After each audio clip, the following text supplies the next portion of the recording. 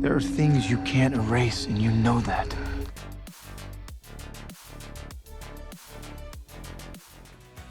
Number 10, the end credit visuals, Lost. Anyone who watched Lost knew the show was often packed with hidden details and clues. Y'all head to your heart of the island, and I'll go get the magic leprechaun out of that well. If we leave a trail, can you catch up with us? Oh yeah, I can. So, fast forward to the series finale's end credits, and viewers are left staring at images of the deserted island, trying to figure out what it all means. Many fans wondered if this hinted that there had been no survivors all along. Yeah, I'm real. You're real. Everything that's ever happened to you is real. All those people in the church, they're all real too. However, it turns out this wasn't exactly the writer's idea. Network ABC added those scenes to help ease audiences out of the intense finale and into whatever was shown next. She said we were leaving. Not leaving, no. Moving on. The showrunners were left disappointed by this decision since it overshadowed their emotional conclusion, where the characters finally come together in the afterlife. Number 9, Bob dies. Stranger Things. Stranger Things fans have learned not to get too attached to characters, a lesson the showrunners know too well. Chrissy. Another example is Joyce's beau, Bob Newby. Unfortunately, while trying to help Joyce and the others escape from the Hawkins lab, Bob gets caught by a pack of demodogs. Despite his valiant efforts, he sacrifices himself, giving the others time to flee. Listen, don't wait for me. As soon as I get those doors open. I'm gonna get them out. Yeah. I promise. Okay, I'll be in touch. It was gut-wrenching. Bob was a fan favourite, and we were rooting for his future with Joyce. Sean Astin and Winona Ryder were disappointed to see him go, as were the writers who reportedly kept delaying his fate. However, they teased that fans may still see him and Chrissy again. Number 8, Jack swerves his fate. This Is Us. Early on, it's revealed that Jack Pearson, the family's patriarch, isn't around in the present day, but it takes time to explain what happened. In season 1, Kate mentions feeling responsible for the tragic event. You remember when I told you I couldn't talk about my dad's death? Yeah, of course. Well, that's because it's my fault. A flashback shows Jack, who's struggling with alcohol use disorder and marital issues, calling his daughter before driving off. I wanted to tell you something. I wanted you to know that you were right. I'm gonna fix things with your mom. I love you, Katie girl. As we know now, this is not how he passes away. Still, creator Dan Fogelman later regretted sending viewers off course since it took focus away from the key storylines like Jack and Rebecca's relationship struggles. Looking back, he believes that they should have just kept the story straightforward to keep viewers engaged with the real issues and evolving character dynamics.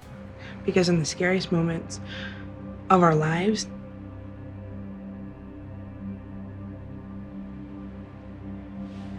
you couldn't bear to disappoint me? Number 7, running with the zombie virus, The Walking Dead. Some TV series thrive on leaving viewers on the edge of their seats, eagerly anticipating that big, game-changing reveal. Why are you here? What do you want?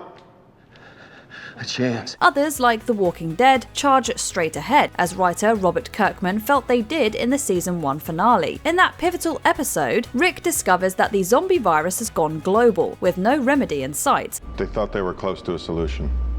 What happened? Same thing that's happening here. A power grid. Ran out of juice. Cue the collective gasp. Suddenly, our survivors are thrust into a world overrun by the undead. However, Kirkman had his doubts. Was this revelation too much, too soon? Perhaps diving into global chaos from the get-go was overwhelming for viewers, yet it didn't seem to hurt the series, which only continued to soar in popularity. Jenner told me. Whatever it is, we all carry it. Number 6, As We Know It, Grey's Anatomy. It's a huge deal to have your series air after the Super Bowl, so you definitely want to make a bang. What's going on? Hannah? My fingertips are touching something kind of hard. Yeah, Yeah, definitely. Oh my God. Grey's Anatomy took that quite literally with a 2-episode storyline where Dr. Meredith Grey must remove an active explosive from a patient. The surgery goes well, but things take a turn when she hands the device to disposal expert Dylan Young, played by Kyle Chandler. Apparently Chandler tried to suggest alternate ideas for his character, but the script had sealed his fate. Shonda Rhimes later admitted she regretted that decision, especially after casting Chandler. Still, whenever she feels pangs of remorse, she can remember that this gripping 2-part episode earned her an Emmy nomination. If you knew this was your last day on Earth, how would you want to spend it?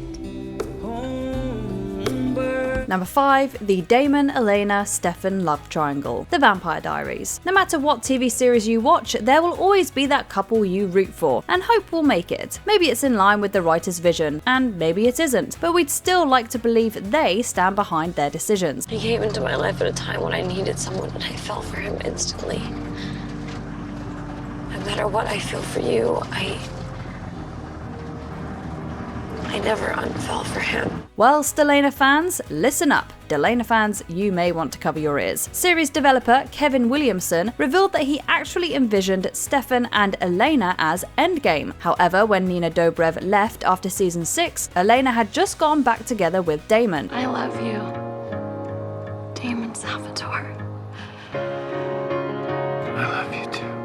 Since she only returned for the finale, there wasn't enough time to rekindle things with Stefan. If she'd stuck around longer, who knows? Maybe things would have ended differently. Number 4, Lexa dies, The 100. You know a writer has second thoughts about their decisions when they pen an open letter of apology to the fans. Listen to me. Now the upload has begun. Allie's people will be able to see us. We need to be more careful. The 100 series developer Jason Rothenberg did just that after the huge backlash over Lexa's death shortly after her romantic scene with Clark. Fans were heartbroken. They loved Lexa because she was such a deep and fascinating character who wasn't just defined by her sexuality. No, I am not letting you die. There's nothing you can do now. Rothenberg got that fans were angry about the age-old trope of killing off LGBTQIA+ characters and admitted that they messed up, even if it wasn't intentional. He also said there's still a lot of work to be done to improve inclusion on a broader scale. Safe passage on your travels. Until our final journey on the ground. May we meet again.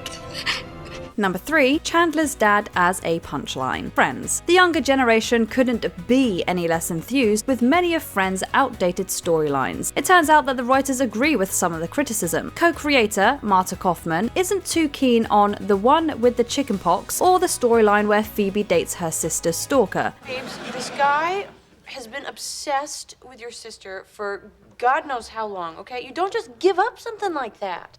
Look, he gave me his night vision goggles and everything. However, in maybe her biggest regret, Kaufman openly acknowledges mishandling intersex and transgender characters. She regrets elements like the infamous rumor in the Brad Pitt episode. All right, fine. You guys are gonna have your stupid little club, but I would just like to say that what you did to me is way worse than what I did to you. And the comedic portrayal of Chandler's dad. In 2022, Kaufman said the character was misgendered and was indeed transgender. If Friends were made today, she'd likely insist on a more respectful representation of the LGBTQIA+ community. Nobody's gonna be staring at the bride when the father of the groom is wearing a backless dress. So what? As long as he's not wearing a white dress and a veil, I don't care. Number 2, Tara's shock ending, Buffy the Vampire Slayer. This is perhaps one of the most notorious examples of an LGBTQIA+ character facing an untimely death. Anything we can do to fast forward? We really need to find Warren and the others before anyone else gets hurt. Worse still, it was essentially only written to advance Willow's storyline. Also, having Tara meet her end by crossfire only adds to the injustice of it all. Your shirt. Tara? Fans were outraged, flooding the writers with letters of disappointment. Some were so upset, it turned them off of the series entirely. Marty Noxon, a showrunner in the later seasons, now thinks maybe it wasn't the best move. Tara was one of the few well-rounded LGBTQIA+ characters on TV back then, and a really likable one at that. Looking back, Noxon wonders if killing her off was the right call at all. I command you, bring her back. Before we unveil our top pick, here are a few honourable mentions. Jess's early story arc. Girls. Creator and star Lena Dunham voiced regret at introducing the character as a little too soulless. So just so you know what you just saw, that was me showing that I cannot be smoted. The Principal and the Pauper. The Simpsons. Series creator Matt Groening called the episode a mistake and noted its way off his list of favourites. I'm an imposter. That man is the real Seymour Skinner. Johnny's unreciprocated love for Marissa. The OC. Creator Josh Schwartz admitted he'd want a do-over on how it all ended. After all we've been through, I get to be your best friend. Just go away. Leave me alone. Come on, just let me explain it to you. Look, just come down, Johnny. The Dean, Rory, Jess love triangle. Gilmore Girls. Creator Amy Sherman Palladino wasn't thrilled with how this led fans to fixate on Rory's love life. So Rory's got a nice little hold on you now, huh? Jeez.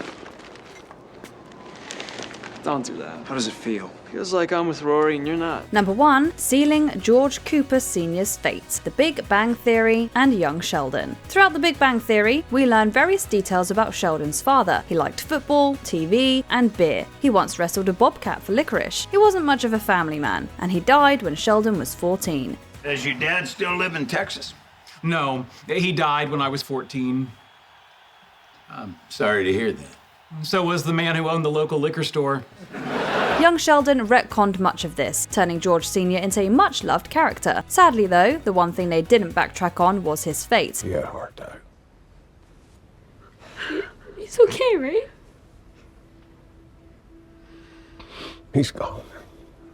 In one of his vanity cards, Chuck Lorre admitted he regrets ever deciding that Sheldon lost his father when he was a teenager. Little could he have known back then how attached viewers would become to the character and how difficult it would be for all of us to say goodbye. I didn't say it at his funeral, but I can say it now. I loved my father. I will miss him forever.